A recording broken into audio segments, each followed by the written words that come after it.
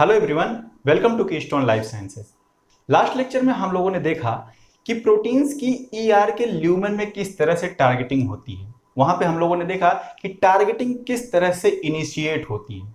मैंने आपको बताया कि था कि ऐसी सारी प्रोटीन्स जो कि सिक्रीशन के लिए सिंथेसाइज होती हैं, जो कि सेक्रेटरी पाथवे में जाती हैं या फिर सेक्रेटरी प्रोटीन्स होती हैं, उन सभी के पास एक सिग्नल सीक्वेंस होता है। वो सिग्नल सीक्वेंस बेसिकली एक हाइड्रोफोबिक पैच के फॉर्म में रहता है। वहां पे हायर अमाउंट में हाइड्रोफोबिक अमीनो एसिड्स पाई जाती हैं। About 6 to 12 hydrophobic amino acid का वो छोटा सा स्ट्रेच होता है।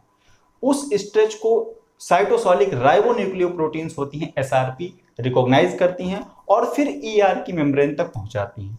ईआर की मेम्ब्रेन पे एसआरपी के रिसेप्टर्स पाए जाते हैं।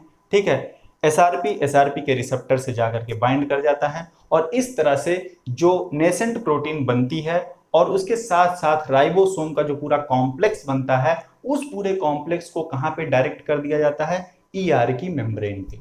ठीक है, इतनी बात लास्ट लेक्चर में हम लोगों ने डिस्कस किया था, किस तरह से सारी प्रोसेस होती है। लास्ट लेक्चर में हम लोगों ने बात की।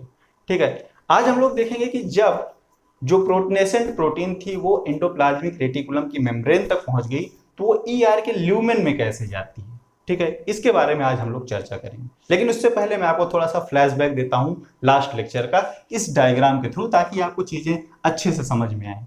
ठीक है, मैंने कहा था कि जब प्रोटीन की सिंथेसिस शुरू होती है, किसी भी प्रोटीन की सिंथेसिस शुरू होती है तो कहां पे शुरू होती है? साइटोसॉल पे। यहाँ पे मैंने साइटोसॉल दिखाया हुआ है। ठीक, प्रोटीन की सिंथेसिस कब शुरू होगी? एमआरएनए आएगा। ठीक है, राइबोसोम वहां से बाइंड करेगा, ट्रांसलेशनल मशीनरी सारी चीजों को रिकॉग्नाइज करेंगी और ट्रांसलेशन स्टार्ट हो जाएगा। In the 5 prime to 3 prime direction में राइबोसोम इस तरह से मूव करेगा और ट्रांसलेशन शुरू होगा। ठीक, अगर ट्रांसलेशन किसी सिक्रेटरी प्रोटीन का हो रहा है तो सबसे पहले एंड टर्मिनल एंड पे जो सिग्नल सीक्वेंसेस होते हैं वो ट्रांसलेट होते हैं। ठीक है, वो ट्रांसलेट होंगे सिग्नल सीक्वेंसेस। यहाँ पे मैंने जो ग्रीन कलर से दिखाया हुआ है ये क्या है? इस पर्टिकुलर प्रोटीन का सिग्नल सीक्वेंस है। Signal sequence. ठीक, सबसे पहले सिग्नल सीक्वेंस सिंथेसाइज होकर बाहर आ जाएगा। अब उस सिग्नल सीक्वेंस को रिकॉग्नाइज किसने किया? एसआरपी ने। ठीक, ये सारा काम साइटोसॉल में हो रहा है।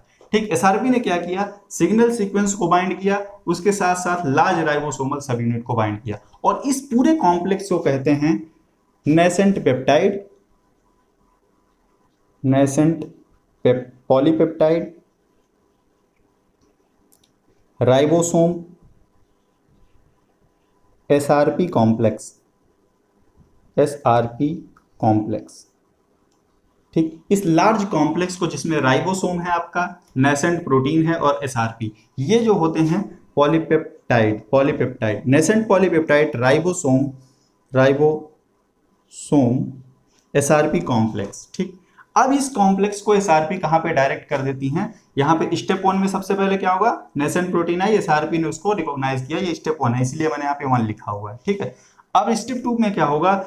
ये जो पूरा का पूरा कॉम्प्लेक्स है एसआरपी, इसको कहां पे डायरेक्ट कर देंगे?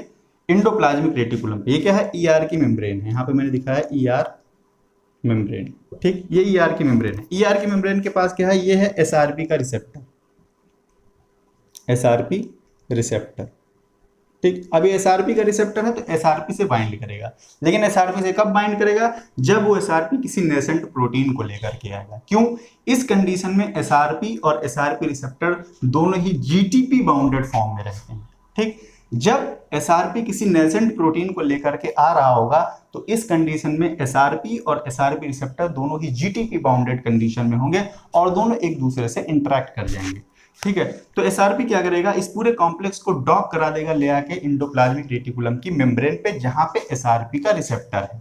ठीक, ये क्या है? SRP receptor. ठीक, एसआरपी रिसेप्टर। अब स्टेप 3 में क्या हुआ कि ये पूरा कॉम्प्लेक्स कहां पहुंच गया? आकर के बाइंड कर गया है कहां पे? एसआरपी रिसेप्टर पे। ठीक, जैसे ही एसआरपी रिसेप्टर से एसआरपी और ये पूरा कॉम्प्लेक्स आकर के बाइंड होता है तो इस जीटीपी की हाइड्रोलिसिस हो जाती है। क्योंकि मैंने आपको बताया था कि एसआरपी और एसआरपी के रिसेप्टर जब आपस में असेंबल्ड होते हैं, एक दूसरे से डॉक करते हैं, एक दूसरे से इंटरेक्ट करते हैं, तब इनकी जीटीपेज एक्टिविटी स्विच ऑन हो जाती है, क्योंकि जीटीपी की हाइड्रोलिसिस के लिए जो एक्टिव साइट चाहिए वो इन दोनों की बाइंडिंग के बाद ही पूरी एक्टिव साइट बनती है और जीटीपी की हाइड्रोलिसिस हो जाती है किसमें, जीडीपी में। तो यहाँ से दो जीडीपी जैसे रिलीज होते हैं। एसआरपी क्या करता है, एसआरपी और एसआरपी रिसेप्टर दोनों मिलकर के क्या करते हैं, नेसेंट प्रोटीन और राइबोसोम की लार्ज सब यूनिट को भेज देते हैं ईआर की मेम्ब्रेन पे, जहां पे एक स्पेसिफिक प्रोटीन होती है जिसको हम लोग ट्रांसलोकॉन कहते हैं। ठीक है, अब इस पूरे कॉम्प्लेक्स को कहां ट्रांसफर कर दिया, ट्रांसलोकॉन के ऊपर। ये क्या है, ट्रांसलोकॉन। ट्रांसलोकॉन क्या करता है, एक ट्रांसलोकेशन चैनल बनाता है जिसके थ्रू जो नेसेंट पेप्टाइड है वो ईआर के ल्यूमेन में चली जाती है। तो एसआरपी और एसआरपी के रिसेप्टर ने क्या किया, इस पूरे कॉम्प्लेक्स को कहां भेज दिया, ट्रांसलोकॉन के ऊपर। जैसे ही राइबोसोम की लार्ज सब यूनिट ट्रांसलोकॉन से बाइंड होती है, ट्रांसलोकॉन खुल जाता है और चैनल ओपन हो जाता है और जो नेसेंट पेप्टाइड ट्रांसलेट हो रही है वो ईआर के ल्यूमेन में चली जाती है। ठीक, ट्रांसलोकॉन की खास बात ये होती है कि ये तब तक क्लोज रहते हैं जब तक कि यहां से कोई ट्रांसलेशनल मशीनरी आकर के बाइंड नहीं करती। ट्रांसलेशनल मशीनरी का मतलब लार्ज राइबोसोमल सब यूनिट जो कि एक सेक्रेटरी प्रोटीन को सिंथेसाइज कर रही हो, ऐसा राइबोसोम जब तक ट्रांसलोकॉन से आकर के बाइंड नहीं कर जाता है तब तक क्या होता है, तब तक ये ट्रांसलोकॉन क्लोज्ड रहते हैं। जैसे ही यहाँ पे आकर के राइबोसोम बाइंड करता है, ट्रांसलोकॉन ओपन हो जाता है। ठीक है, और जो नेसेंट प्रोटीन बन रही है वो ईआर के ल्यूमेन में चली जाती है। ठीक, अब ल्यूमेन में जाने के बाद क्या होगा उसकी बात हम लोग बाद में करेंगे। हमने कहा साइटोसोल में बन गई और ल्यूमेन तक पहुंच गई। ठीक है, ल्यूमेन तक कैसे पहुंची, ट्रांसलोकॉन के थ्रू पहुंची। ठीक, और ट्रांसलोकॉन तक कैसे पहुंची, एसआरपी के रिसेप्टर के द्वारा पहुंची। ठीक है, इतनी बात आपको शायद समझ में आ गई होगी। ठीक है, अब ट्रांसलोकॉन जो होता है ये एक प्रोटीन चैनल होता है जो कि ईआर की मेम्ब्रेन में पाया जाता है। हम लोग आज इस ट्रांसलोकॉन के बारे में बात करेंगे, इसका कैरेक्टरिस्टिक फीचर क्या होता है, इसका स्ट्रक्चर कैसा होता है, इसकी डिस्कवरी किस तरह से हुई, इन सारी चीजों के बारे में हम लोग आज डिस्कस करेंगे। तो ट्रांसलोकॉन चैनल की बात करते हैं। ठीक है, अब यहाँ पे मैंने सिर्फ एक स्ट्रक्चर बनाया हुआ है जिसमें कि राइबोसोम आकर के ट्रांसलोकॉन से बाइंड कर गया है, ट्रांसलोकॉन है, ट्रांसलोकॉन ओपन हो गया है और जो प्रोटीन सिंथेसाइज हो रही है वो कहाँ पहुंच रही है, ईआर के ल्यूमेन में पहुंच रही है। ठीक, ये ईआर की मेम्ब्रेन है, इस तरफ साइटोसोल है और इस तरफ ल्यूमेन है। ठीक है, तो अब ट्रांसलोकॉन की बात करें तो ट्रांसलोकॉन है क्या, जनरली ट्रांसलोकॉन क्या होते हैं, it is a complex of protein, it is complex of proteins that forms translocation channel embedded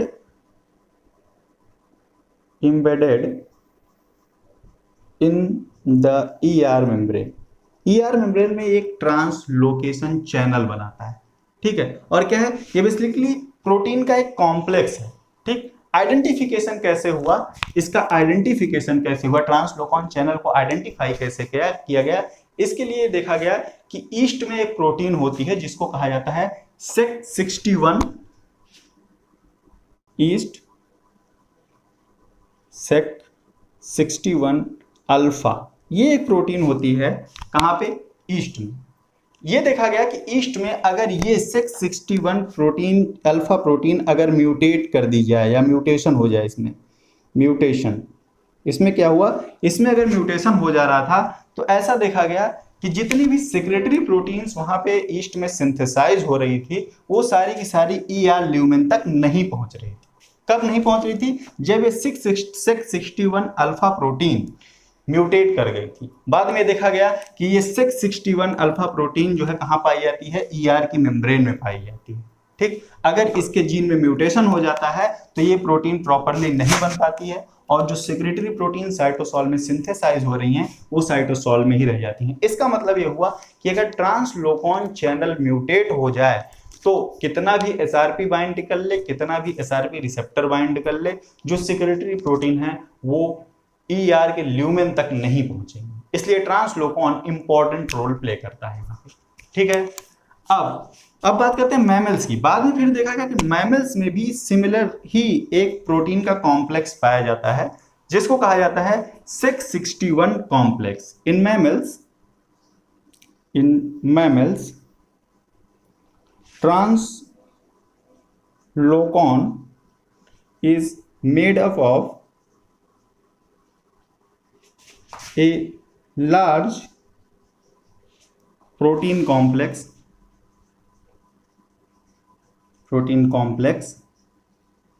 known as Sec61 complex. ठीक, मैमल्स के पास क्या है, Sec61 कॉम्प्लेक्स है, और ये Sec61 कॉम्प्लेक्स क्या कर रहा है, ट्रांसलोकॉन का फॉर्मेशन कर रहा है। ठीक, अब इस Sec61 कॉम्प्लेक्स के पास क्या होता है, कैसे ट्रांसलोकॉन का फॉर्मेशन करता है, हम लोग इसके बारे में देखते हैं। हमने कहा कि मैमल्स में Sec61 कॉम्प्लेक्स होता है जो कि ट्रांसलोकॉन का फॉर्मेशन करता है। ठीक है, ये ट्रांसलोकॉन बना होता है 3 डिफरेंट प्रोटीन से, 3 डिफरेंट प्रोटीन्स। ये 3 डिफरेंट प्रोटीन्स मिलकर के क्या बनाती हैं, Sec61 कॉम्प्लेक्स। ठीक, और ये 3 जो डिफरेंट प्रोटीन्स हैं ये कौन कौन सी होती हैं, ठीक है, इनको क्या क्या कहते हैं। पहली होती है Sec61 अल्फा, दूसरी है Sec61 बीटा, और तीसरी है Sec61 गामा। ठीक है, तो ये 3 प्रोटीन्स मिलकर के Sec61 कॉम्प्लेक्स बनाती हैं जो कि ट्रांसलोकॉन चैनल की तरह वर्क करता है। ठीक, Sec61 अल्फा क्या है, ये एक इंटीग्रल मेम्ब्रेन प्रोटीन है, ये इंटीग्रल ER मेम्ब्रेन प्रोटीन है। ER इंटीग्रल मेम्ब्रेन, अब ये इंटीग्रल मेम्ब्रेन प्रोटीन है। अब यहां से आप लोग थोड़ा सा अंदाजा लगाइए कि मेजर फंक्शन चैनल बनाने में कौन सी यूनिट करती है या कौन सी प्रोटीन करती है, दैट इज Sec61 अल्फा, क्योंकि ये इंटीग्रल मेम्ब्रेन प्रोटीन है और इसके पास having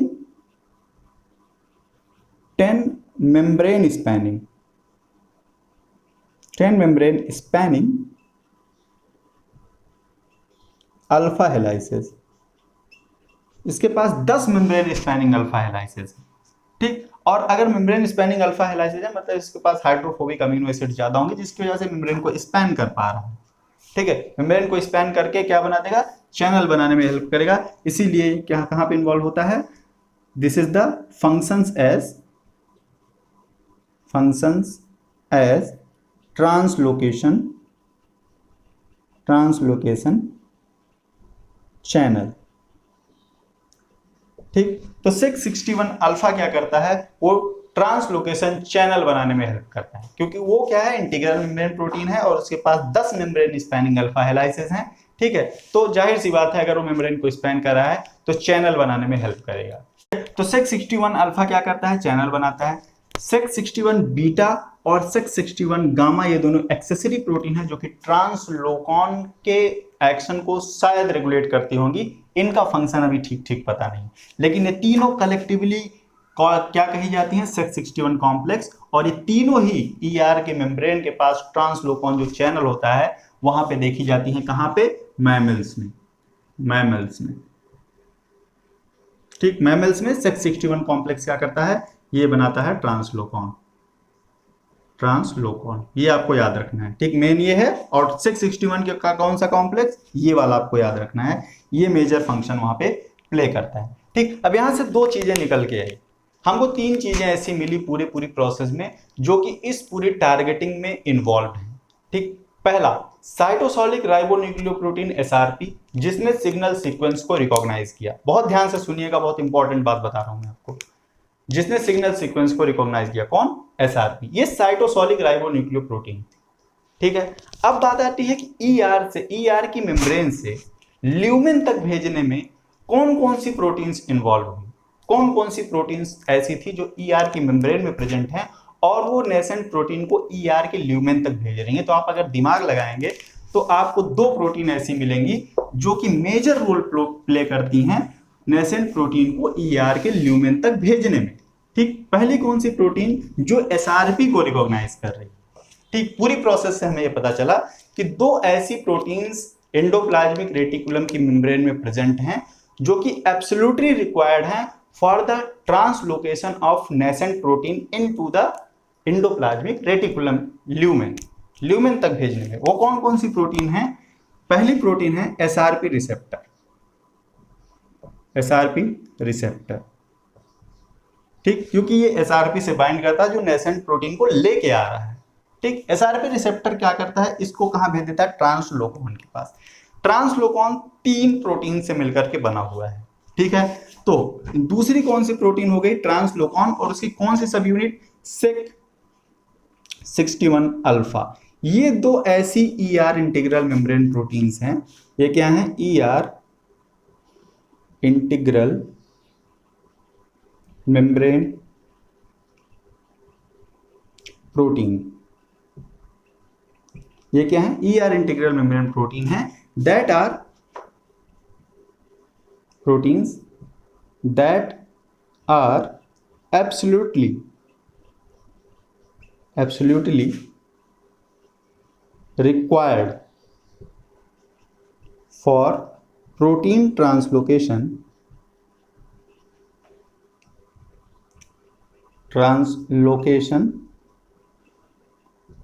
to the ER lumen। ठीक, तो ये दोनों इंडोप्लाज्मिक रेटिकुलम की इंटीग्रल मेम्ब्रेन प्रोटीन है। ये बेसिकली इंडोप्लाज्मिक रेटिकुलम की मेम्ब्रेन में प्रेजेंट हैं और ये एब्सोल्युटली रिक्वायर्ड हैं प्रोटीन के ट्रांसलोकेशन के लिए ईआर के ल्यूमेन तक। कैसे? मैंने पूरी प्रोसेस आपको बता दिया। ठीक है, तो आपसे पूछा जा सकता है कि वो कौन कौन सी प्रोटीन्स हैं जो कि ईआर की मेम्ब्रेन में पाई जाती हैं और प्रोटीन के ट्रांसलोकेशन में इंपॉर्टेंट रोल प्ले करती हैं। तो ट्रांसलोकेशन में सिर्फ यही 2 प्रोटीन ऐसी हैं जो इंटीग्रल मेम्ब्रेन प्रोटीन है ईआर की और इंपॉर्टेंट रोल प्ले करती हैं। एसआरपी साइटोसोलिक प्रोटीन है, ये बात आप लोग याद रखिएगा। एसआरपी क्या है? साइटोसोलिक प्रोटीन है। तो 2 ही प्रोटीन है, और अगर ओवरऑल पूछा जाए तो 3 प्रोटीन होती है। एक cytosolic protein that is SRP, और दूसरी एसआरपी रिसेप्टर, तीसरी क्या है? Sex 61 alpha. ये 3 प्रोटीन हो जाती हैं। लेकिन अगर सिर्फ इंडोप्लाज्मिक रेटिकुलम की बात करेगा तो इंडोप्लाज्मिक रेटिकुलम की सिर्फ यही 2 प्रोटीन्स हैं जो कि ट्रांसलोकेशन में इंपॉर्टेंट रोल प्ले करती हैं। ठीक है, ये बात आपको याद रखनी। ठीक है, तो इतनी बात आपके समझ में आ गई होगी। ठीक, प्रोटीन आई साइटोसोल से कहां पे पहुंच गई है? अब ट्रांसलोकॉन पे राइबोसोम आकर के बाइंड कर गया। ठीक, ट्रांसलेशन हो रहा है और प्रोटीन ट्रांसलोकेट होकर के कहां पे जा रही हैं? इंडोप्लाज्मिक रेटिकुलम के ल्यूमेन में जा रही है। अब इस ओवरऑल प्रोसेस के लिए, मतलब इस ट्रांसलोकेशन वाली प्रोसेस के लिए, ट्रांसलोकेशन का मतलब जो प्रोटीन बन रही है वो ल्यूमेन में जा रही है, इस वाली प्रोसेस के लिए, मतलब सिर्फ यहां से यहां तक की जो प्रोसेस है, ये अगर ईआर की मेम्ब्रेन है, ठीक, यहाँ पे ये हमारा ट्रांसलोकॉन है। ठीक है, मैं छोटा सा बना रहा हूँ, ये ट्रांसलोकॉन है, ये हमारा राइबोसोम है, ये यहाँ से प्रोटीन सिंथेसाइज कर रहा है और यहाँ से जो प्रोटीन अंदर की तरफ जा रही है, ठीक, ये जो अंदर की तरफ जा रही है, इस प्रोसेस के लिए एनर्जी कहाँ से आती है? ठीक, अब इस प्रोसेस के लिए एनर्जी कहाँ से आएगी? मैंने कहा कि इंटीग्रल मेम्ब्रेन प्रोटीन में ईआर की जो इंटीग्रल मेम्ब्रेन प्रोटीन्स है उसमें से सिर्फ 2 ही ऐसी प्रोटीन है जो इस प्रोसेस में इन्वॉल्व है। एक तो आपका एसआरपी रिसेप्टर है और दूसरा आपका सेक्स 61 अल्फा। मैंने यहाँ पे अल्फा लिख दिया, सॉरी, ये सेक्स 61 कॉम्प्लेक्स है, ये पूरा कॉम्प्लेक्स ही इन्वॉल्व होता है। मतलब ट्रांसलोकॉन जो होता है, ट्रांसलोकॉन, ठीक, पूरा ट्रांसलोकॉन ही इस प्रोसेस में इन्वॉल्व होता है। ये रिसेप्टर और ट्रांसलोकॉन है। आप कहें कि सेक्स 61 कॉम्प्लेक्स, सिर्फ यही 2 प्रोटीन्स ऐसी हैं जो कि यहाँ पे हेल्प करती हैं। ठीक, और मैंने आपको इस पूरी प्रोसेस में, इन दोनों की ही प्रोसेस में, मैंने कहीं भी ऐसा नहीं बताया आपको कि इन दोनों में से कोई भी प्रोटीन एटीपी की हाइड्रोलिसिस कर रही हो, एटीपी का यूज कर रही हो, या फिर किसी और अदर एनर्जी सोर्स का यूज कर रही हो इस प्रोसेस के लिए, मैंने कहीं भी नहीं बताया। ठीक है, ये दोनों ही प्रोटीन के पास ऐसी कैपेसिटी नहीं है कि ये एटीपी को यूटिलाइज कर सकें। तो फिर इस प्रोसेस के लिए एनर्जी कहाँ से आती है? ठीक, तो इस प्रोसेस के लिए एनर्जी आती है इस ट्रांसलेशन प्रोसेस से।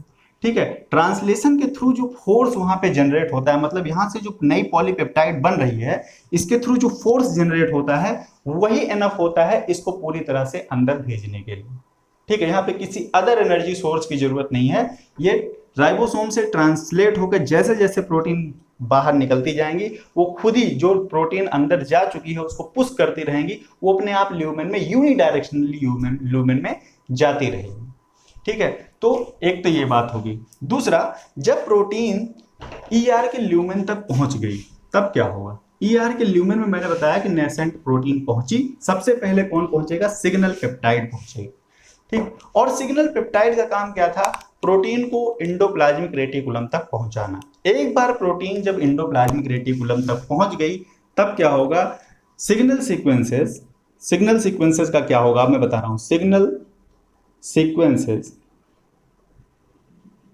Are cleaved by signal peptidase. वहां पे सिग्नल पेप्टाइडेज होते हैं जो सिग्नल सीक्वेंसेस को क्लीव कर देते हैं। कब? Once the proteins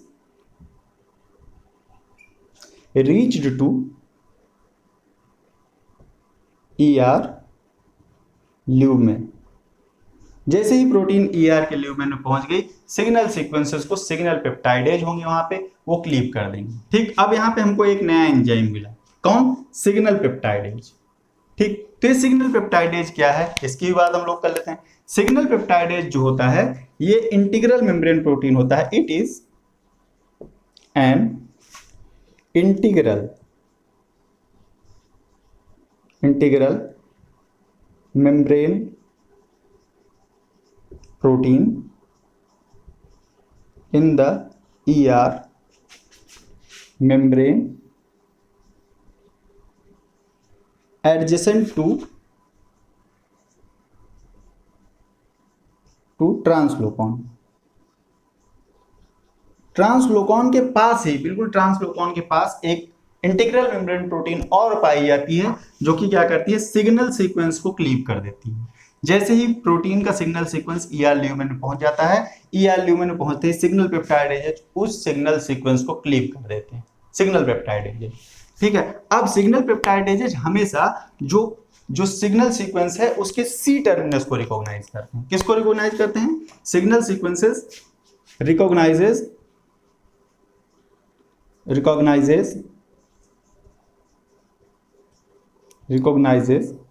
the specific sequences at the C terminal of the signal sequence। Signal sequence के C टर्मिनस पे कुछ स्पेसिफिक सीक्वेंसेस होते हैं, उनको कौन रिकॉग्नाइज करता है? Signal peptide. और फिर क्या करते हैं, वहीं से सिग्नल सीक्वेंस को क्लीव कर देते हैं। इसका मतलब ये होगा कि जो सिग्नल सीक्वेंस था वो प्रोटीन की जो नेटिव स्ट्रक्चर होगा, प्रोटीन का जो एक्टिव कन्फॉर्मेशन होगा उसका पार्ट नहीं होता है। ठीक है, उसका पार्ट ये नहीं होगा। तो ये तो बात थी कि किस तरह से जो प्रोटीन्स होती हैं वो ट्रांसलोकेट होकर के ER के ल्यूमेन में पहुंच जाती हैं। हमने पूरी प्रोसेस कवर कर ली है इस लेक्चर से। साइटोसॉल में प्रोटीन बनी, SRP के थ्रू इंडोप्लाज्मिक रेटिकुलम पे आ गई, वहां पे SRP का रिसेप्टर था, SRP के रिसेप्टर ने उससे बाइंड किया, ट्रांसलोकॉन पे डायरेक्ट कर दिया लार्ज राइबोसोमल सब यूनिट को। ठीक है, ट्रांसलोकॉन पे डायरेक्ट करते ही प्रोटीन ट्रांसलोकेट होकर के इंडोप्लाज्मिक रेटिकुलम में आ गई। इंडोप्लाज्मिक रेटिकुलम में आते ही ER की मेम्ब्रेन में सिग्नल पेप्टाइडेजेज हैं, उन्होंने क्या किया, सिग्नल सीक्वेंस को क्लीव कर दिया। पूरी की पूरी प्रोटीन कहाँ पे ट्रांसलोकेट होकर के आ गई है, अब पहुंच गई है इंडोप्लाज्मिक रेटिकुलम के ल्यूमेन में।